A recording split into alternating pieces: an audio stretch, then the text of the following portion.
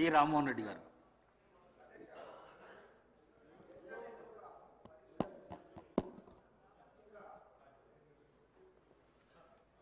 ఎవరైతే ఇన్ సర్వీస్లో ఉన్నటువంటి ఉపాధ్యాయులకు కూడా టెట్ పరీక్షకు కంపల్సరిగా వాళ్ళు రాయాలని చెప్పి ఎన్సీఆర్టీ కేంద్ర ప్రభుత్వ సంస్థ కొన్ని మార్గదర్శకాలు జారీ చేసింది అధ్యక్ష.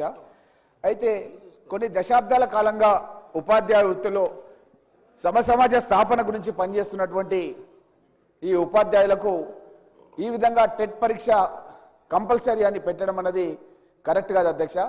నేను మీ ద్వారా మన సభ ద్వారా తెలంగాణ శాసనసభ ద్వారా మనమంతా కూడా కేంద్రానికి ఒక లెటర్ రాసి ఎవరైతే ఉపాధ్యాయులుగా కొనసాగుతున్నారో వాళ్ళు ఇన్ సర్వీస్లో ఉన్నారో ఆ ఇన్ సర్వీస్లో ఉన్న ఉపాధ్యాయులకు టెట్ మినహాయింపు ఇవ్వాలని చెప్పి కోరుతూ అధ్యక్ష. ముఖ్యంగా ఏంటంటే ఒక సబ్జెక్ట్ టీచర్కి ఆ సబ్జెక్ట్తో సంబంధం లేకుండా వేరే సబ్జెక్ట్లో కూడా టెట్కు సంబంధించినటువంటి ఏదైతే ఎంట్రన్స్ పెడుతున్నారో ఎగ్జామ్ పెడుతున్నారో దాంట్లో వాళ్ళు ఆ యొక్క సిలబస్ని పొందుపరుస్తున్నారు అధ్యక్ష. ముఖ్యంగా మ్యాథ్స్ ఉపాధ్యాయుడు ఫిజికల్ సైన్స్ కూడా ఎగ్జామ్ రాయాలి.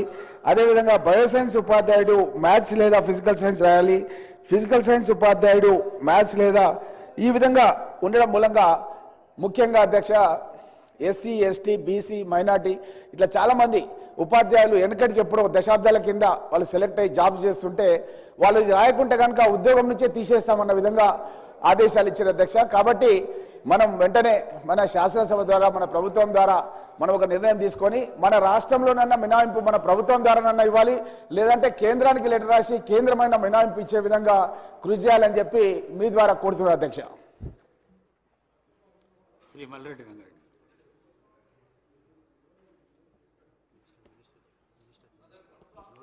అధ్యక్ష, వన్ మినిట్